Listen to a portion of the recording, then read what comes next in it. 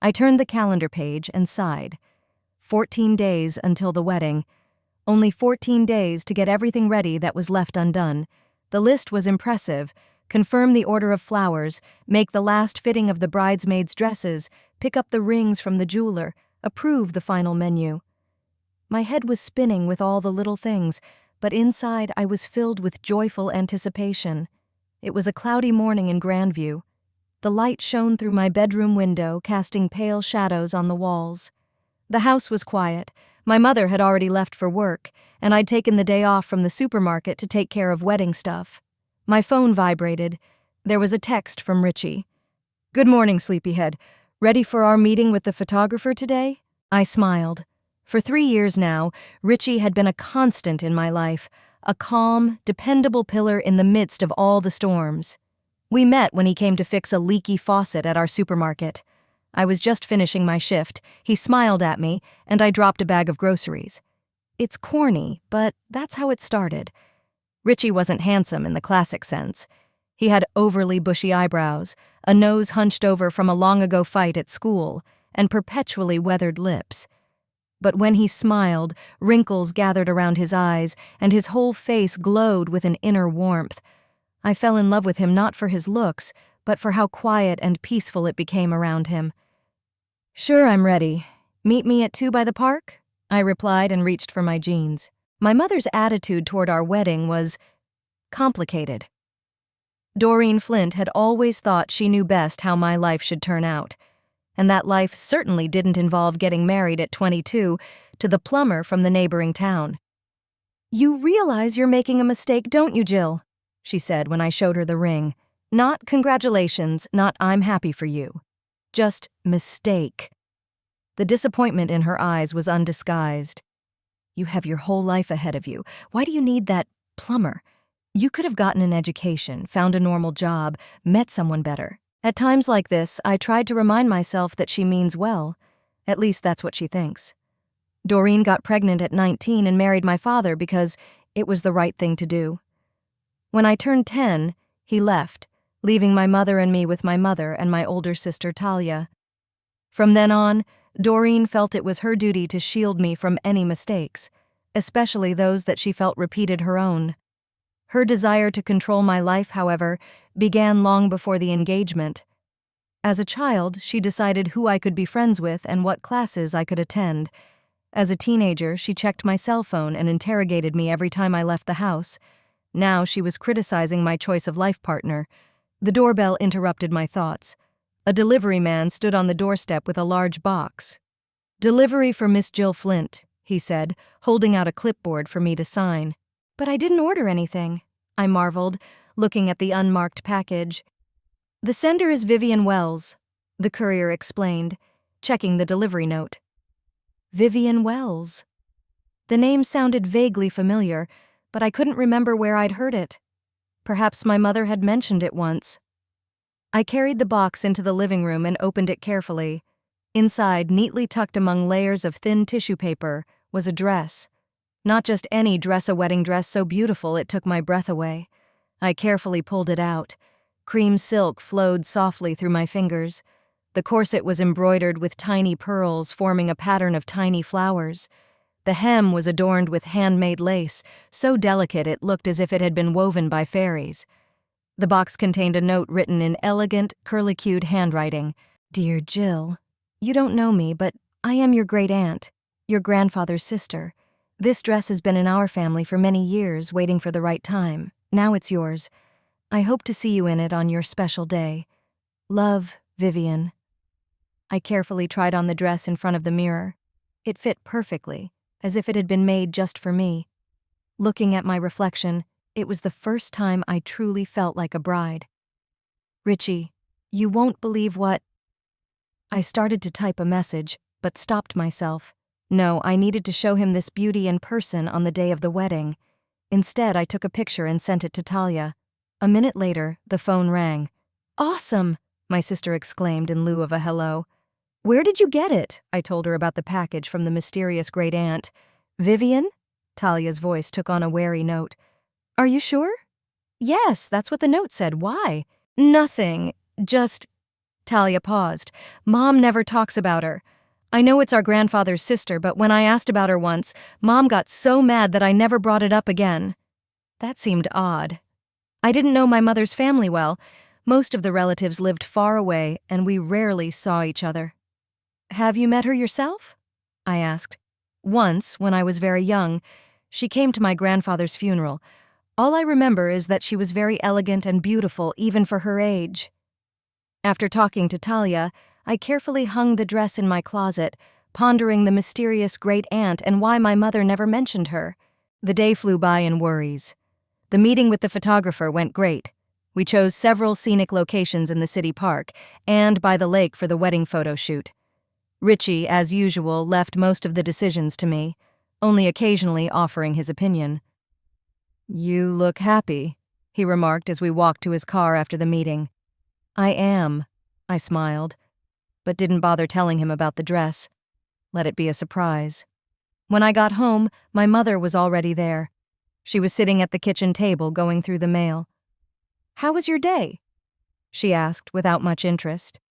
"Good. We decided on locations for the photo shoot." Doreen pressed her lips together but said nothing. It was her usual expression of disapproval, silent but expressive. "By the way, a package came today from Vivian Wells. There was a wedding dress in it." Mother froze. Her fingers, which had just been going through the envelopes, froze. She looked up slowly. "What did you say?" "Vivian Wells sent me a wedding dress. It's gorgeous, Mom. Handmade with lace and—" "Show me." Her voice sounded strained, almost hoarse. I went up to my room and carefully pulled the dress out of my closet. When I returned to the living room with it, my mother was standing in the middle of the room, arms crossed over her chest. I unfolded the dress in front of her. For a moment I thought I saw something resembling recognition flicker in her eyes, but that expression was quickly replaced by a cold, assessing stare. "And you're going to wear this?" she asked. "Of course I am. It's perfect and just my size. It's old-fashioned. And how do you know this woman? She could be anyone." "She wrote that she's the sister of a grandfather, our relative." Mother snorted. "A relative? She's had nothing to do with us for years. And why the sudden generosity? She wasn't even at your christening or graduation. Maybe she wants to mend the relationship?" "A little late for that, don't you think?" Doreen pressed her lips together. "I don't think you should accept that gift." I clutched the dress to my chest. "But it's beautiful, and it's already here. Who cares who it's from?" Mother stared at me silently for several long seconds. Then her shoulders slumped, as if she'd made some kind of decision. "Do whatever you want to do. You never listen to me anyway." She turned abruptly and walked away into the kitchen. I stood in the middle of the room, clutching my dress in my hands and trying to comprehend what had just happened. My mother was usually more persistent in her disapproval. This sudden retreat seemed wrong. In the evening, I called Talia and told her about my mother's reaction. "No surprise," my sister sighed. "Something happened between them a long time ago. Something serious." "But what?" "I don't know, but—" Talia hesitated. "Maybe we should pay a visit to this Vivian, thank her for the dress?" The idea seemed tempting. Plus, it was a chance to learn more about our family and why Mother had reacted so strangely to the gift. "Do you know where she lives?" "No, but there should be a return address on the box." I checked. Indeed, the box had an address on it in the suburb of Grandview, about a half-hour away. "Let's go see her this weekend," I suggested. "I want to thank her in person." "Deal. Just let's not tell Mom. You know how she'll feel about the idea." The next morning, as I was getting ready for work, my mother stopped me in the hallway. "I've been thinking about that dress," she said in a surprisingly soft tone. "Perhaps I overreacted. If you want to wear it, then that's your decision." I looked at her suspiciously. Doreen Flint wasn't the type to change her mind easily. "Thank you?" I replied, asking rather than affirming. My mother nodded and left for the bathroom, leaving me puzzled. All day at work, I pondered my mother's strange behavior and the mysterious gift from an unknown relative. When I got home, I found my mother sewing. She was hem-stitching the hem of my new college prom dress, which I never finished. "Did you ever go out with Vivian?" I asked, taking a seat next to her. My mother didn't look up from her work. A long time ago, a long time ago. Is she really Grandpa's sister? Yes. Why didn't you ever talk about her? Her hands froze for a moment. There was no occasion. And now there is. She sent me a wedding dress. Mother put aside her sewing and looked at me. There was a weariness in her gaze that I hadn't noticed before. Vivian always liked dramatic gestures, she said finally. Some family disagreements caused us to stop communicating years ago, even before you were born. What kind of disagreements? It's not important. Old stories that are better left in the past. But if she's trying to mend the relationship... Jill? Mother's voice grew harsher. Leave it alone.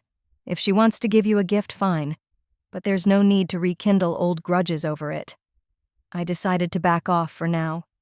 When my mother used that tone, it was useless to argue. Friday night, Richie and I met with the caterer to go over the final details of the ceremony. The little restaurant on the outskirts of Grandview where our wedding dinner was to be held looked cozy and festive with garlands of lights under the ceiling. You look worried, Richie remarked as we walked to his car. Just a lot of thoughts in my head. I told him about the mysterious dress and my mother's strange reaction. Richie rubbed his chin thoughtfully. Maybe they had a fight over some inheritance. That happens a lot in families. Maybe. But then why did this Vivian woman decide to contact me now? People often rethink their actions as they get older, especially when family is involved. Richie squeezed my hand gently. Don't worry so much. Whatever happened between your mom and that woman is their business. You don't have to be at the center of that conflict. His words calmed me down a little, but my curiosity didn't wane. What could have happened between my mother and Vivian that caused a complete breakdown in their relationship for decades? On Saturday morning, Talia and I agreed to meet up to go to Vivian's house. I told my mother we were going to pick out flowers, and she thankfully didn't ask any questions. Ready to meet a ghost from our family's past? Talia asked, picking me up in her shabby Volkswagen. Honestly, I don't, but I want to find out what happened, and thank her for the dress. Vivian Wells's house turned out to be a small cottage on the outskirts of town, drenched in flowers. Neat flower beds framed the path to the porch, and pots of geraniums stood on the veranda. We hesitantly rang the doorbell. A minute later, it was opened by a tall, elderly woman with impeccably styled gray hair. Despite her age, she held herself upright, with a kind of innate dignity. Yes? Her voice sounded melodic, with a slight accent I couldn't identify. Hello? I began, suddenly worried. I'm Jill Flint, and this is my sister Talia. You sent me a wedding dress? The woman's eyes widened, and then a smile lit up her face. Jill! She held out her arms. My goodness, how beautiful you are. Please come in, both of you. Inside, the house appeared to be as well kept as the outside. There were books, antique furniture, and framed photographs everywhere. Vivian led us into the living room and offered us tea. I'm so glad you came, she said, as she poured the fragrant beverage into porcelain cups. I've wanted to meet you for a long time, but circumstances haven't allowed it. Thank you for the dress, I said. It's lovely, but why now? And why have you never contacted us before? Vivian sighed, her gaze becoming thoughtful. It's a long story, my dear. I have not been in contact with your mother for many years. I'm afraid there was a misunderstanding between us. But when I heard of your wedding, Grandview is a small town, news travels fast. I thought it was time to let go of old grudges. What grudges? Talia asked bluntly. Vivian shook her head. That's not for me to tell. Ask your mother if you really want to know. I only wanted to give a gift to the bride. This dress, it's special. You made it yourself? I asked, remembering the flawless trim. Yes, Vivian nodded. Years ago, many years ago. It was meant for a special occasion, but it was never used, until now. There was clearly some subtext lurking in her words, but she didn't pursue the subject, and instead began asking us about our lives, about Richie, about wedding plans. As we were leaving, Vivian hugged me tightly. I hope to see you in that dress, darling, she said quietly. It deserves a happy ending to its story. On the way home, Talia and I discussed the meeting. She seems sincere, my sister remarked. Yeah, but she's clearly not telling us something, and it has something to do with the dress and with Mom. Are you going to ask Mom? I shook my head. Not yet, no. I want to understand more first. Maybe find some old photos or documents. When I got home, my mother was sitting in the living room watching some show on TV. Did you pick the flowers? She asked, without taking her eyes off the screen. Yeah, they're great, I lied, feeling a prick of guilt. She nodded, still not looking at me. I'm thinking of wearing a dress from Vivian's for the wedding, I said, watching her reaction. Mother slowly turned toward me. Her face was impenetrable. Suit yourself, she said finally. It's your wedding. Something in her tone made me wary. Normally, Doreen didn't miss an opportunity to voice her opinion, especially when she didn't approve of my decisions. This sudden indifference seemed unnatural. That evening, I took a long look at the dress, pondering the mysterious history that seemed to be woven into its lace and silk. Who was it originally intended for? And why had Vivian decided to give it to me? With these thoughts, I fell asleep, not realizing that I would soon get the answers to my questions, and they would turn my life upside down. The family dinner before the wedding was my sister's idea. We need to get everyone together before the ceremony, Talia insisted. Let them get to know each other casually, without the wedding stress. It sounded reasonable in theory. In practice, however, I knew that any family gathering in our house was bound to be tense and unspoken. The dinner was scheduled for Friday, a week before the wedding. Richie's parents, my few relatives, great aunts and their husbands, and a few close friends were to attend. No one mentioned Vivian, and I hesitated to invite her myself for fear of my mother's reaction. In the morning, I was on pins and needles. I double-checked all the groceries for dinner, wiped down every surface in the house, counted the chairs 3 times. It wasn't that I wanted to impress. I just needed something to keep my hands busy to keep my nervousness at bay. Around 4 o'clock, Talia called. How's the bride doing? A smile could be heard in her voice. The house is scrubbed to a shine, the food is ready, the tables are set, I sighed. But Mom's been walking around since this morning looking like she's been invited to a funeral instead of a pre-wedding dinner. Don't mind her. Talia always knew how to soothe with a single phrase. It's your day, or rather the evening before your day. You'll look great. Everyone will love the food, and not even our mother can ruin that. Speaking of looking beautiful, I blurted out. The thought that crossed my mind seemed both crazy and perfect at the same time. What are you up to? Suspicion sounded in my sister's voice. I want to wear that dress. The wedding one? Tonight? Yes, not for the whole evening, of course. Just want to show it off to everyone, maybe even take some pictures. Talia was quiet for a moment. Are you sure that's a good idea? After that weird reaction from Mom, it's just a dress. A beautiful dress that fits me perfectly. Why not show it off? What about the customs? The groom isn't supposed to see the bride in her wedding dress before the ceremony. I snorted.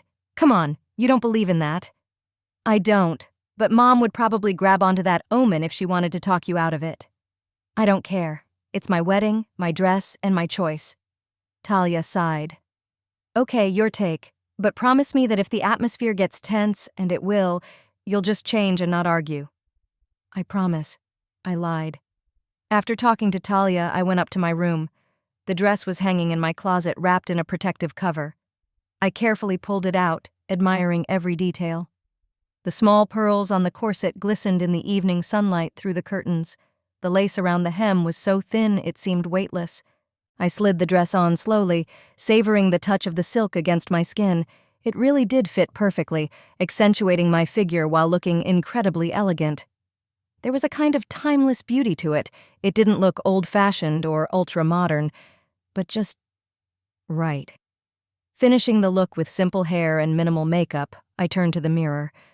There was a stranger looking back at me, not just Jill Flint, the supermarket cashier, but a real bride, confident in herself and her choices. Taking a deep breath, I headed for the stairs. There were voices coming from downstairs. My mother was rattling dishes in the kitchen, clearly expressing her displeasure with something in that way. Mom, I called out, standing at the top of the stairs. Can I talk to you for a minute? What is it, Jill? I'm busy. The guests are coming over soon, and you're... Her voice broke off as she stepped out into the hallway and saw me. She froze, holding a towel in her hands. Her face went pale, as if she had seen a ghost. What? This? Her voice sounded hoarse. A dress from Vivian. I told you it was beautiful. I did a slight twist, letting the fabric curl nicely around my legs. I want to show it to everyone today. My mother stood still, keeping her eyes on me. Something in her gaze made me wary. It wasn't just anger or annoyance. It was real, unconcealed terror. Take it off, she said quietly. What? Take it off right now. Her voice trailed off into a scream. I instinctively backed up a step. No, it's my dress, and I'll wear it if I want to. You don't understand. She took a step toward the stairs. It's not just a dress. She sent it on purpose, picked this moment on purpose. What are you talking about? It's just a gift from a relative. Mother laughed bitterly. A relative? She's not your relative. She's nobody. She's just a vindictive old woman who can't forget the past. What past? I was starting to lose my patience. Why can't you just tell me what happened between you two? Doreen shook her head. Not now. Just trust me and take off that damn dress. Put on something normal. Anything but this. The doorbell interrupted our argument. My mother threw me another desperate look and went to open it. Richie's parents were standing on the doorstep, a friendly, middle-aged couple who had always been warm to me. Behind them, I could see some other figures. Apparently, the other guests were arriving as well. I took a deep breath, smoothed my dress, and went downstairs. The next hour passed in a strange atmosphere of strained politeness. The guests admired my dress, complimented me, and asked me about my upcoming wedding. My mother smiled strainedly, avoiding looking in my direction, and stayed close to the kitchen, apparently using the preparations as an excuse not to participate in the conversation. When Richie appeared, his eyes widened at the sight of me. Wow, he exhaled, stepping closer. You're beautiful. This is the dress I told you about, I explained, feeling a blush flood my cheeks from his admiring gaze. It's stunning, but, he lowered his voice, your mom looks like she's ready to kill someone. Is everything okay? Not really.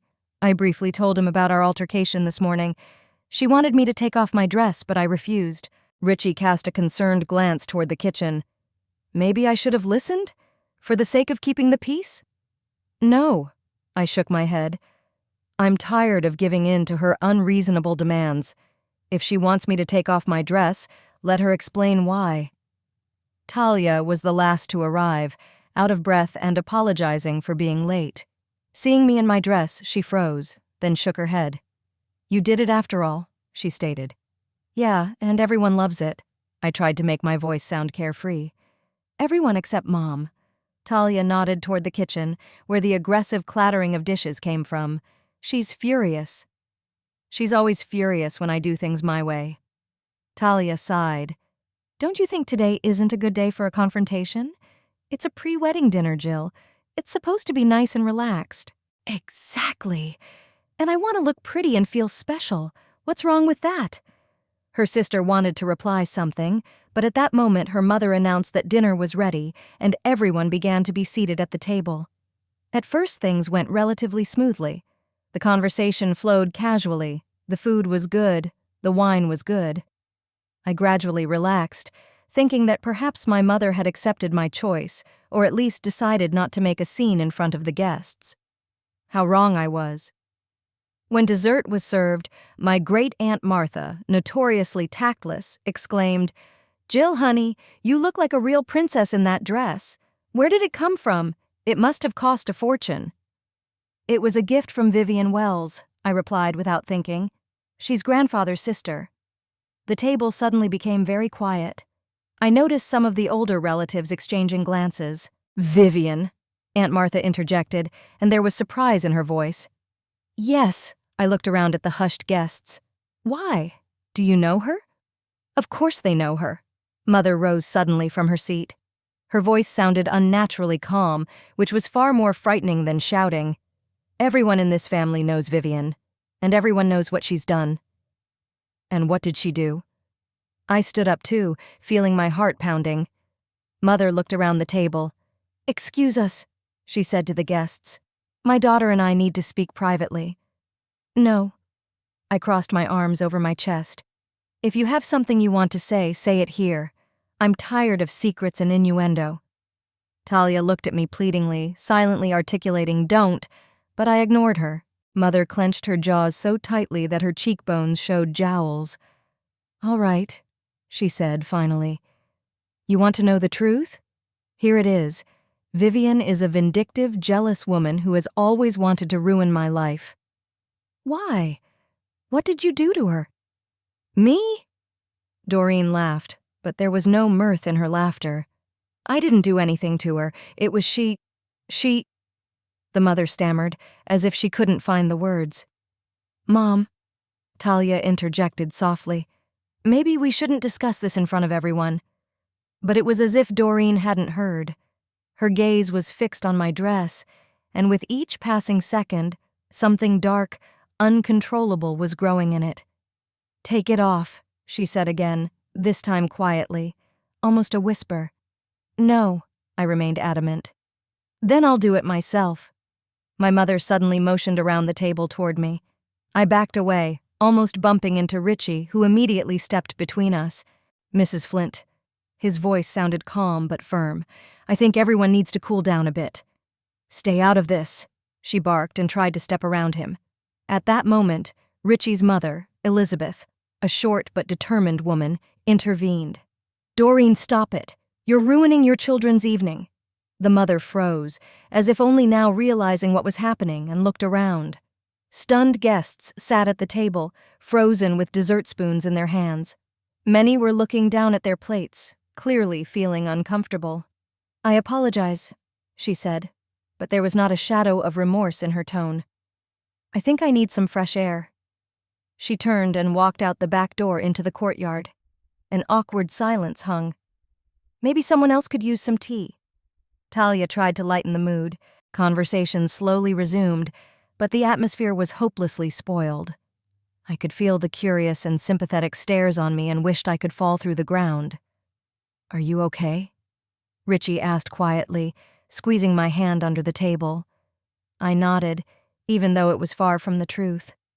A lump stood in my throat, my eyes stinging with held-back tears. "I'm going to go check on her." I rose from the table. Talia intercepted me. "I'll come with you." We walked out into the courtyard. It was a warm spring evening, the smell of lilacs in bloom in the air. Mother found herself by the garden shed, digging furiously through some boxes. "Mom!" I called out cautiously. She straightened up, holding in her hands a canister. My heart skipped a beat. "What are you doing?"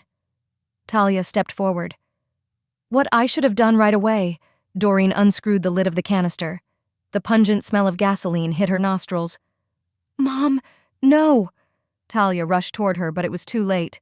Doreen splashed the contents of the canister right on top of me. The cold liquid doused the hem of my dress, some of it splashed onto my legs. I froze in shock, unable to believe what was happening. "Are you crazy?"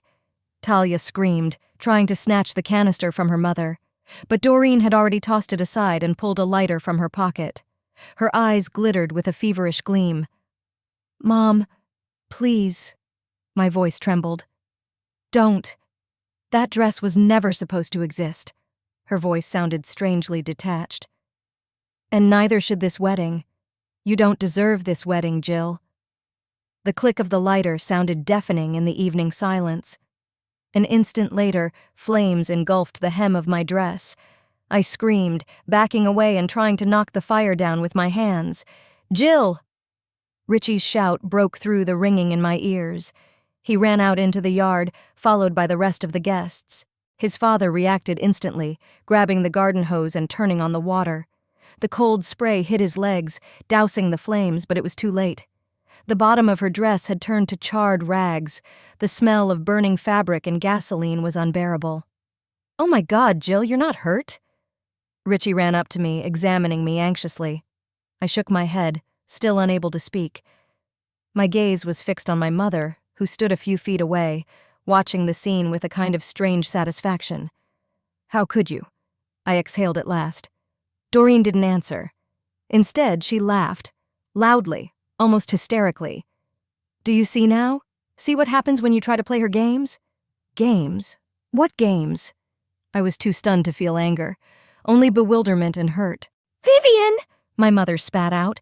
"She was always trying to manipulate me, to control, to destroy, and now she's using you." "Using me? She just gave me a dress." "Just a dress?"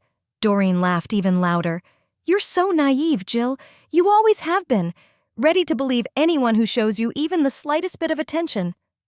Her words hurt deeper than I expected, because deep down I knew there was some truth to them. I had always reached out to people who were kind to me because I rarely met that attitude in my own home. "You know what, Mom?" I straightened up despite the trembling in my knees.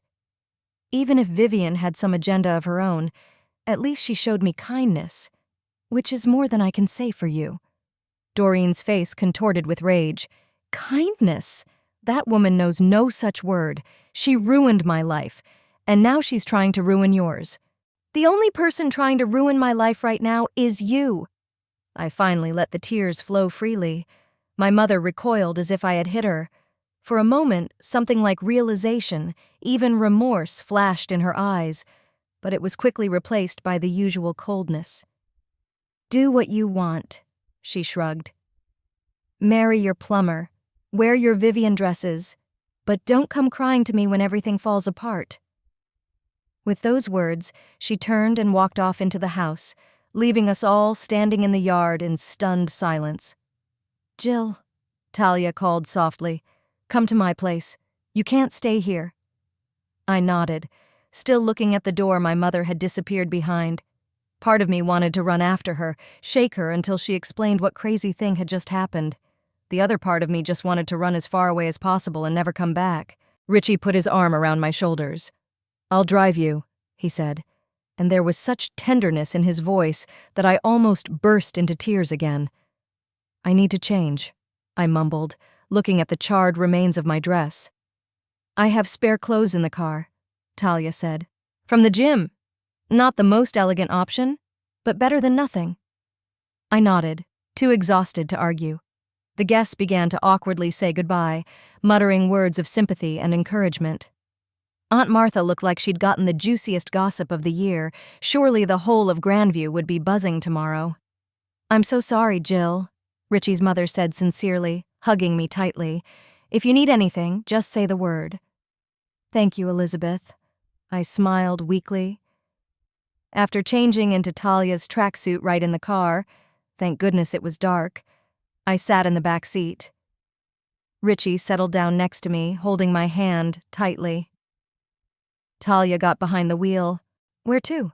she asked. "To my place," Richie answered immediately. "Jill can stay with me as long as she needs to."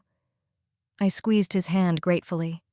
The thought of going back to my mother's house was unbearable. As we drove through the quiet streets of Grandview, I suddenly remembered my mother's words. "You don't deserve this wedding." What did she mean? That I wasn't good enough to be married? Or that the wedding itself was a mistake?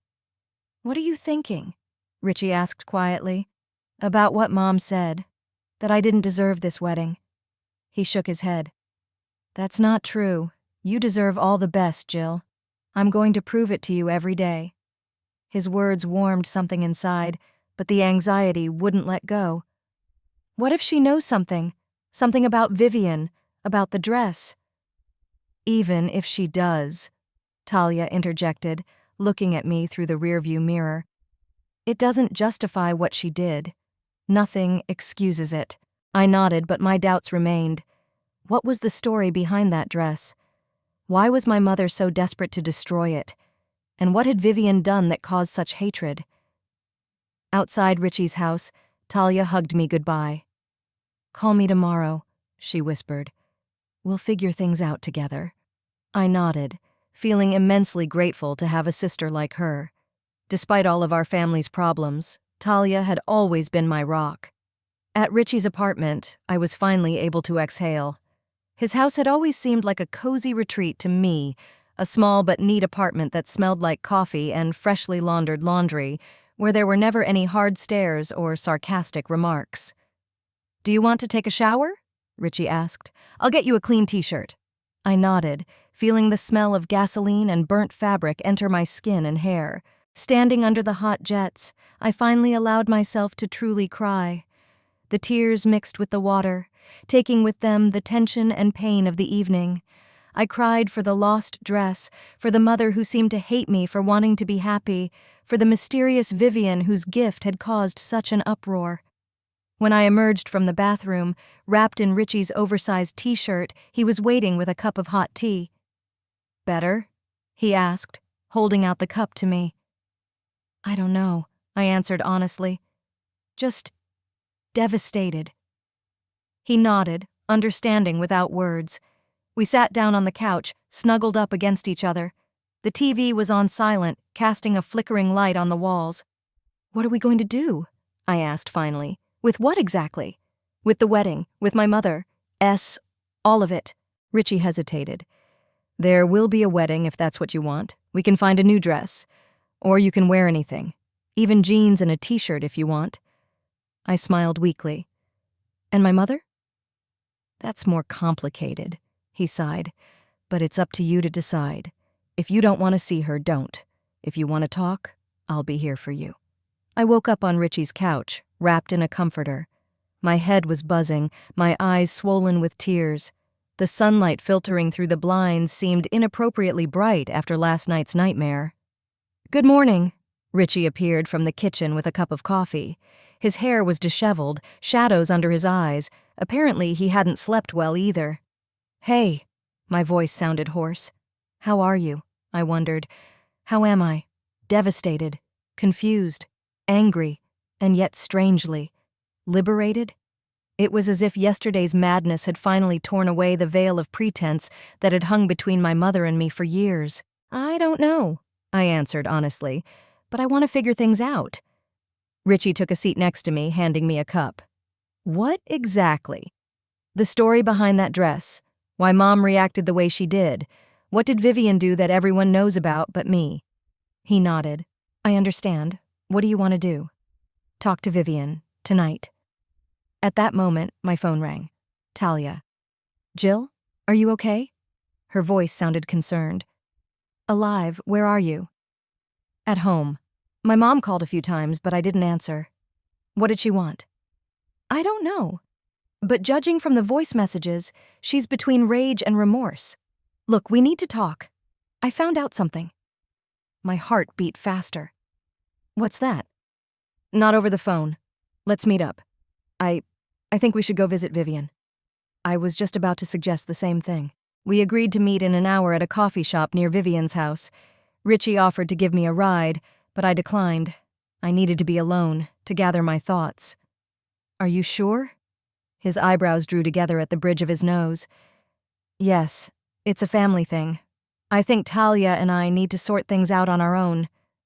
He nodded, though you could tell by the look on his face that he was worried. "Call me if you need anything, anything." I kissed his cheek, grateful for his understanding. Stepping outside, I took a deep breath of fresh spring air. Grandview looked the same as usual. A quiet, sleepy little town where everyone knew everyone else and news spread with the speed of wildfire. By evening, everyone would probably be discussing last night's incident, turning it into another local legend. I was the first to arrive at the cafe, ordering the strongest coffee I could find in this god-forsaken hellhole. Talia arrived 15 minutes later, out of breath and eyes blazing. "You're not going to believe this," she plopped into the chair across from her. "I've been talking to Aunt Martha." "The same one who started this whole nightmare yesterday with her question about the dress?" "Exactly. Turns out she knows a lot more than I thought, and she's not our mother's biggest fan." I pitched forward. "Tell me." Talia looked around as if checking to see if anyone was eavesdropping and lowered her voice. "Anyway, here's the story. When Mom was 19, she dated a guy named Lawrence Wells." "Wells? Like Vivian?" "Yeah, that was her son, an only child. According to Aunt Martha, they were engaged and the wedding was to take place in the summer. Lawrence was from a well-to-do family, attending a prestigious university. For my mother, who grew up in a poor family, it was a ticket to a better life. I tried to imagine my mother as a 19-year-old girl in love with a rich guy. It didn't fit in my head. Vivian adored Mom, Talia continued, considered her the perfect match for her son, personally made the wedding dress, the same one she sent you. But the wedding didn't happen, I guessed. No. A month before the ceremony, Mom announced she was pregnant. I blinked. Pregnant? With Lawrence?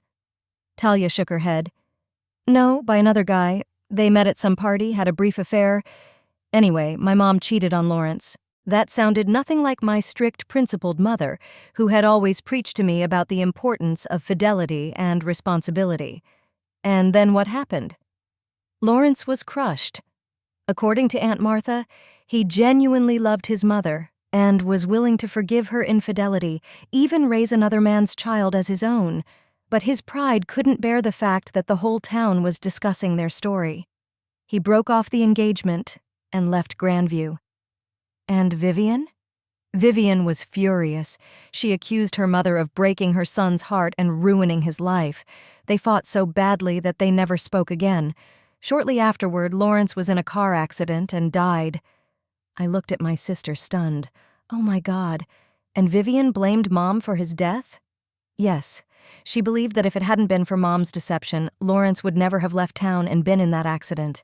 And the baby? What happened to him? Though in the back of my mind, I already knew the answer. Talia looked me straight in the eye. It was you, Jill. Even though I expected it, my sister's words still hit me like a shoe on the head. I'm the child of a casual affair that ruined my mother's engagement. The fruit of an adulterous affair that got a man killed. Wait, I tried to gather my thoughts.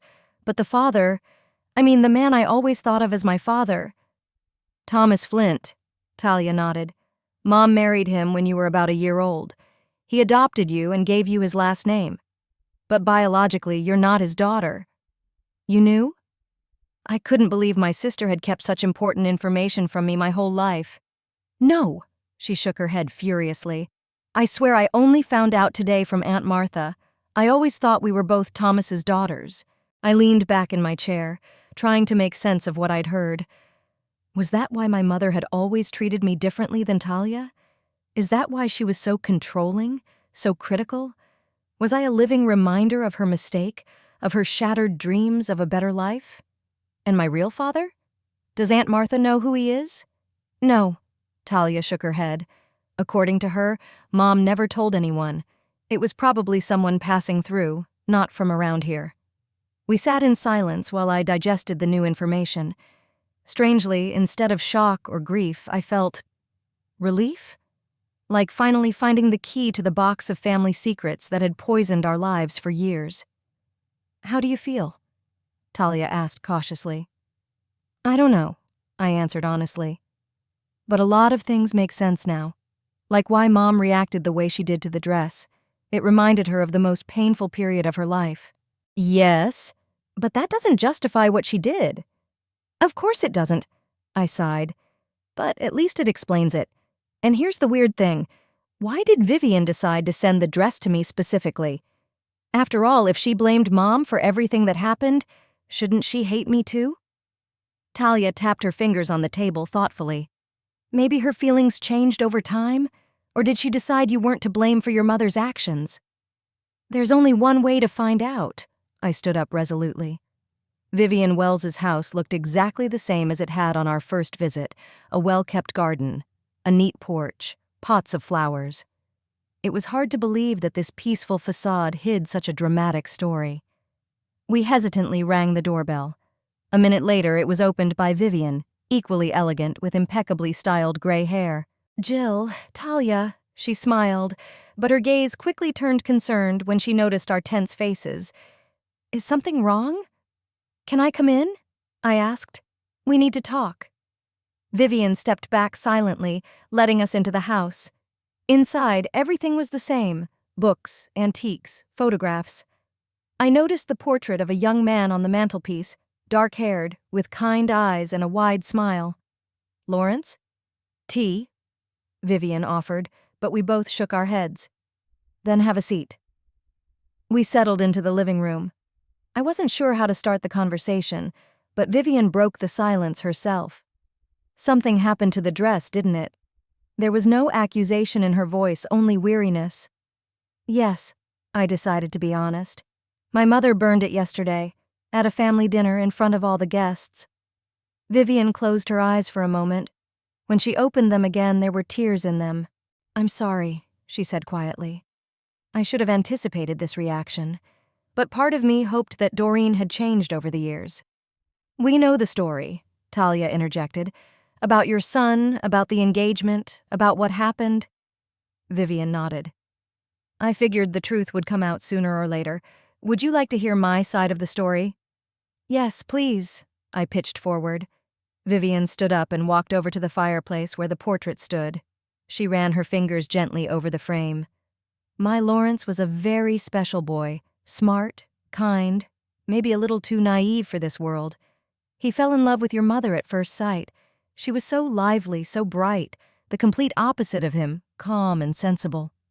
She returned to her chair, but the portrait remained in her hands. They met at a town festival. Lawrence was at university, home for the vacations.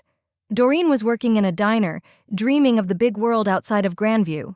It was such a fairy tale story, a girl from a simple family and a guy with a brilliant future. Vivian smiled sadly. I fell in love with Doreen right away. She was ambitious, driven, qualities I've always appreciated. When they announced their engagement, I was over the moon. I decided to make her a dress for her, the best I could. I put all my love into it, all my hopes for their happy future. She fell silent, immersed in her memories. What went wrong? I asked softly. Everything and nothing, Vivian sighed. I think Doreen was just scared. She was 19, her whole life ahead of her. Maybe she felt she wasn't ready to settle down yet. Or maybe she never really loved Lawrence, but just saw him as a chance for a better life. And she met someone else, Talia prompted. Yes, some passing musician as far as I know. It was a brief affair, but with consequences. She looked directly at me, and there wasn't a shred of judgment in her gaze, just warmth and something akin to recognition. When Doreen admitted she wasn't pregnant by him, Lawrence was crushed. But you know what's amazing? He still wanted to marry her, said he loved her enough to accept a child as well. But Doreen refused. Refused? That didn't fit Talia's story. Yes, she said she couldn't do that to him, that he deserved better, more honorable than I expected, honestly. I glanced over to Talia. Aunt Martha obviously didn't know the whole story.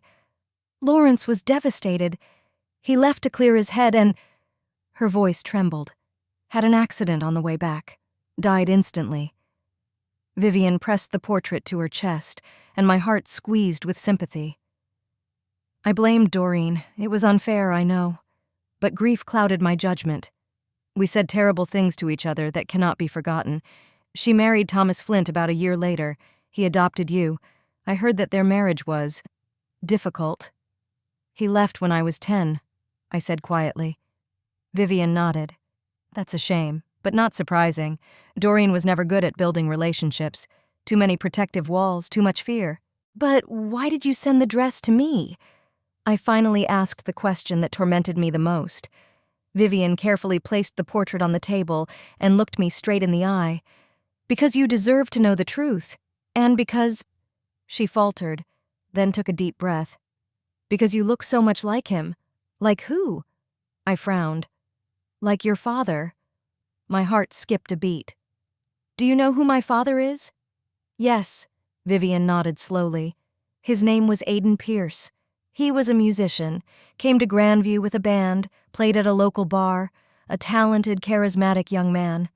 I felt my throat catch. All my life I'd thought my father was Thomas Flint, the silent, perpetually tired man who'd eventually just walked away, and now it turned out my real father was some musician I'd never even heard of. How do you know? Talia asked suspiciously. Doreen told Lawrence his name, and Lawrence told me. Vivian stood up and walked over to the closet. I even have a picture. She pulled out an old scrapbook and began flipping through the pages. Finally, she found what she was looking for and handed me a shabby picture. The photo was of a young man with a guitar, dark-haired, with penetrating eyes and a slightly crooked smile. I couldn't look away. In his features I saw me. The same cut of his eyes, the same cheekbone line. How did you get it? My voice sounded strange, even to my own ears. I went to their performance. After everything that happened, I needed to see the man who unwittingly changed so many lives. Vivian smiled weakly. He was a good musician. Did you talk to him? No, I just took a picture as a memento. I don't know why. Do you know where he is now? I was afraid to hear the answer. What if he died too? Or missing in action? He lives in Portland, Vivian answered abruptly. Owns a music store. I tracked him down over the years. I stared at her, stunned. Why? Vivian was silent for a long time, gathering her thoughts. Because you are the daughter of the man my son loved. Because you could have been Lawrence's daughter if things had turned out differently. And because I held on to my pain and anger for too long. When I sent you the dress, I wanted to, let go of the past, to give this story some kind of happy ending. I didn't know what to say.